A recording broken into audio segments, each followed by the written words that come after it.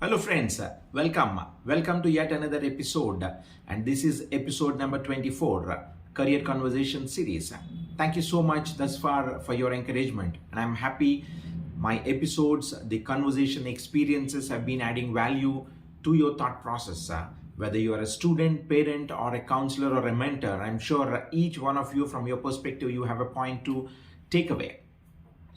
Thank you once again. And this is episode number 24. We'll just get into it. And I've titled this episode as Destiny or Fate.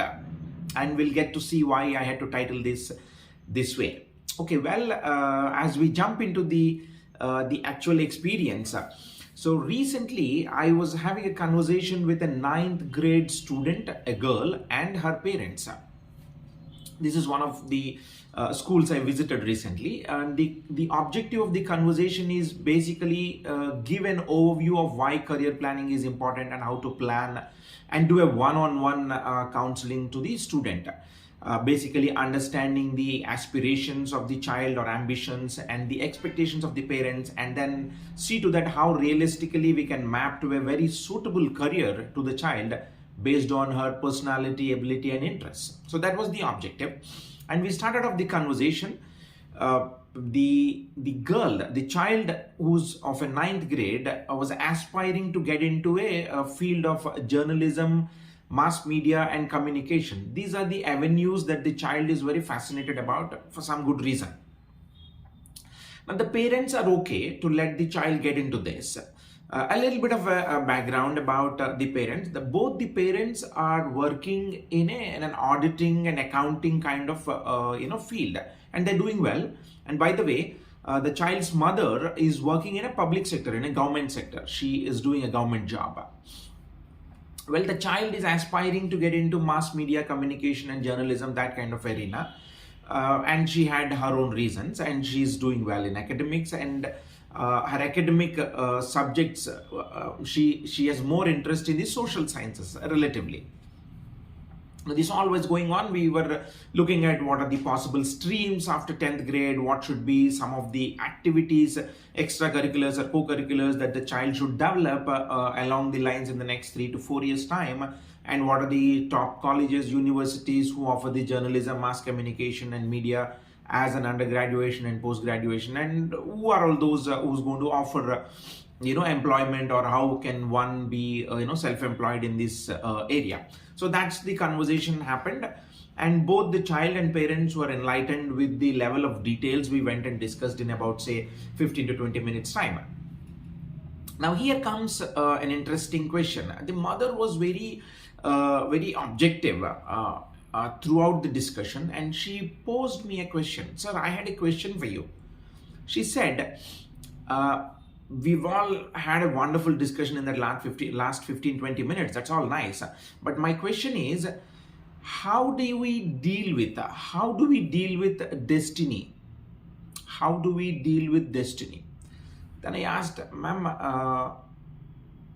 why don't you explain what's your perspective, what's your background, to ask that question. Give me some details. She explained, we plan so many things in life, but life practically is full of surprises, and not always it goes by the plan, and at times we will have to fall towards our destiny. That's what she meant. Then that was an intriguing question to me, my friends. How do we deal with the destiny from a context of career planning? That was a challenging situation this parent has put me in. But while I was trying to find, frame my answer or my perspective or my thoughts together in the mind, I've asked few more details from the parent. Ma'am, is there any further background? Are you asking this question in context of the conversation that we had in the last 15 to 20 minutes, or was there something in your mind that is forcing you to ask this question? Then the mother went on silence for about few seconds, and she was kind of bit of an emotionally trying to manage her emotions as such. Looks like there is some background beyond this conversation. And after a few seconds, she opened up and said, sir, yes, definitely there is some background for me to ask this question. So, I have an elderly daughter who's about 25, 26 years old. Now, she completed her undergraduation. As per my expectations, and of course child has also got little willingness, she started pursuing UPSC as her goal, UPSC civil services as her goal.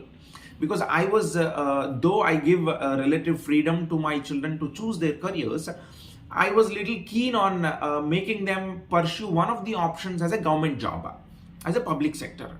And I'm not working in an officer cadre, but I'm working in an accounting. It's more of a clerical or some sort of that. But I wish I see my daughters into an officer cadre who has that authority, an IAS, IPS kind of avenues. So that's what made me to recommend to my elderly daughter, and she has been pursuing it. Now the point at which she reached after a couple of attempts in UPSC, she wasn't able to clear or get through, which is which brought her to a dead end, kind of thinking that I'm not able to do this anymore. Maybe I'm not meant for this. Maybe I'm not meant for this. This is what the elder daughter of these parents had come back and said. Then the mother, father was okay. He was never forcing their children to get this way or that way. Left it to them. But the mother was very specific to pursue a public sector government job.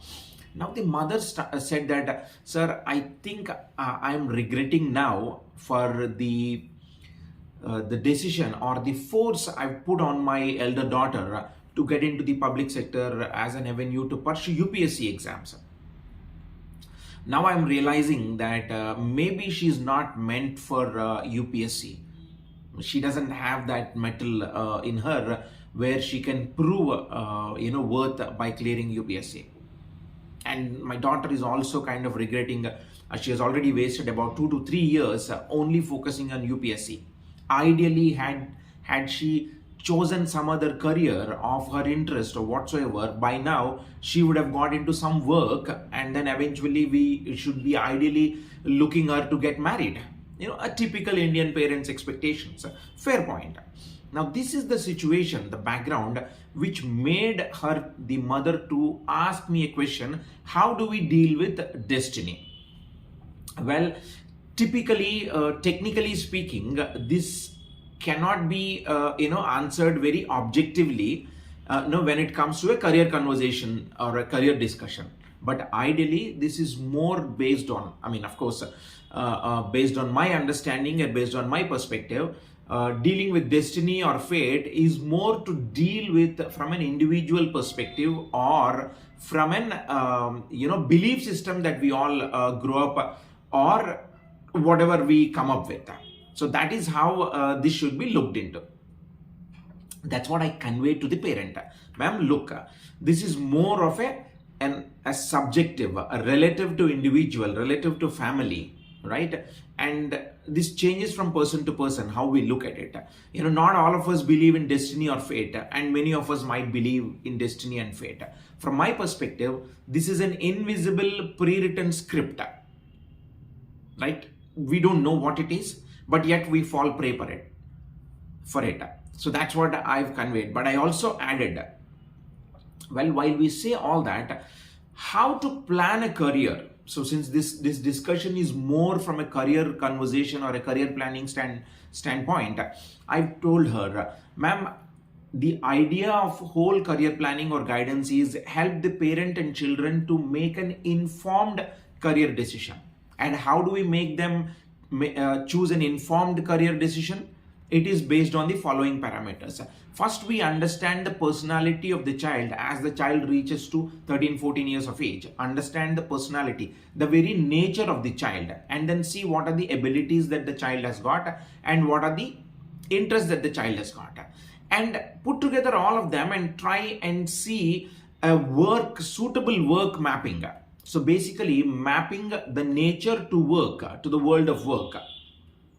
Once you do the mapping, the likeliness of not being happy or not being satisfied will be very less. You understand the point, right, my friends? If you map the nature to work, and I've been talking about this this topic, this concept, ever since we started this series of conversations. So if you map the nature to work of that individual, there will be less or no conflict at the workplace, right? Now, once your mapping is done, then you can go back and see what is the academic path that the child has to take through get there, to reach that goal. Now, from now until then, there will be a lot of variables, lot of challenges, lot of hurdles that as a child, as a family, that they need to pass through. Now, how well we do, how well we navigate throughout that journey will decide whether we are going to reach that goal, and how effectively are we going to reach, how we will feel accomplished at the end of it. So there's a lot behind that. So basically, if you map your nature to work, the first and foremost thing, based on the personality, ability, and interest, then I think you are eliminating a mismatch from the equation. Once you eliminate a mismatch, you don't have to regret on a later date if you don't succeed, because you have chosen something with a very clear direction, with a clear planning, and with a clear mapping. So the regretful situation wouldn't arise, or it will minimize. Of course, we need to have continuity, a backup plan, plan A, plan B, plan C, and all that. Only then this is going to work. So I've explained this whole concept to her, and the parent, the mother, was actually as I was explaining her, she started seeing value in this conversation. She started seeing value in what I've been conveying to her. Now, as I said, and she started nodding her head in acceptance with what I said, and she was still so emotionally stuck, because she is in a situation where she feels that it was she who caused a stuck situation to her elderly daughter, and now she doesn't want the same thing to happen to younger daughter. And that is why she has actually, when the school has announced that there is a career counseling is to happen, she took a leave from her work, and then all the way had made herself personally available along with the father, both the parents basically. So my friends, the point I'm trying to drive or to convey through this episode is basically, we all have our own belief system. We all have, our own, superstitious beliefs, or whatever you want to call it. Some of us will say that my fate, I'm not destined to, get into this career, which may be true from a belief system standpoint. But at the least, what we are supposed to do is basically, as with my experience as a mentor counselor, I'm here to convey that what we should do as a bare minimum is basically make sure that the work which you're going to choose, it is not the academic path, it is not the degree or post-graduation or a stream. The work has to be chosen as early as 13-14 years onwards, at the max by 15 years. See to that what work suits you the best, and then do a pathing.